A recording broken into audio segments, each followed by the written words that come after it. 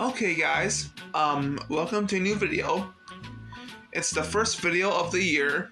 I wanted to talk about a game that a lot of people do not like, and I'm going to say my opinion on it right now. That game is Kong Survival Instinct. This game, I talked about it and was really hyped about it at first. I was kind of hyped, and then as the marketing campaign went on, I kind of kept seeing the same clips over and over in the same levels. Abaddon and Tiamat. I was hoping that they weren't showing a whole lot, but as I played the game and as I watched other playthroughs, I realized that there was not a lot to show in this game. There was not, they showed all of it. Like, the surprises, basically. There was only one big surprise, but most of the kaiju surprises were revealed in, like, that first trailer. And that is that Tiamat and Abaddon are in the game. It was very underwhelming to find that out. Like, it really was. I was very disappointed with how short the game was, and it's because the game is an indie game, so they're not going to have all of the content. Like, they're not going to make it like this AAA game. Like, I expected that. It's a very safe and boring game. The main story is that a guy is looking for his daughter in the destroyed city that Kong destroyed, and all these other titans. Apparently Jonah Allen has a plan, and he awoke some other titans and all that crap. And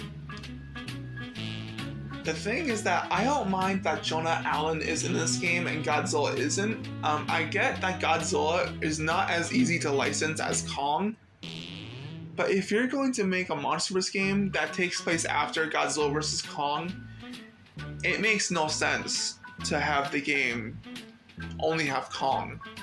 Because in the lore and all the times that Adam Wingard has talked about Godzilla and Kong's relationship, is that Kong, if Kong gets to the surface, Godzilla would get pissed.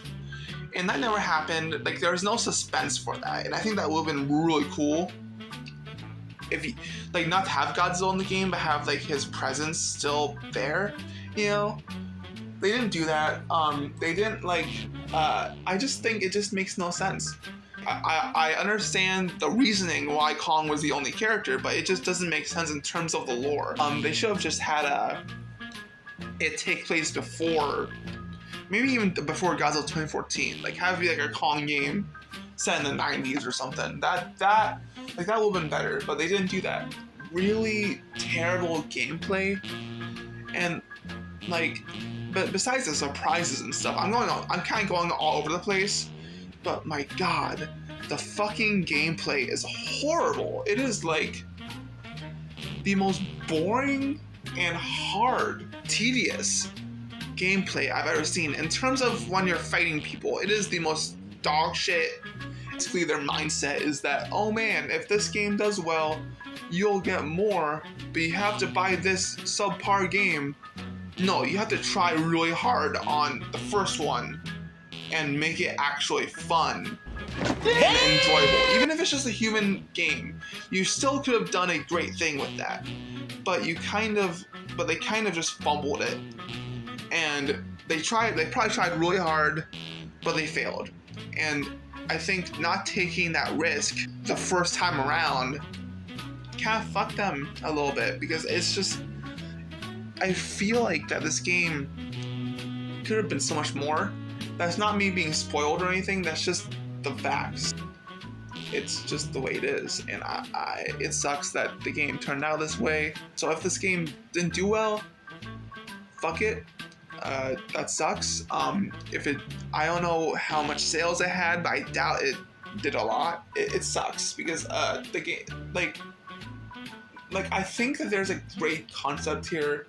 There really is. I think the story is fine. You know, like, I would have preferred this. I think they wasted the story because I would have wanted this as like an anime or something, like the story.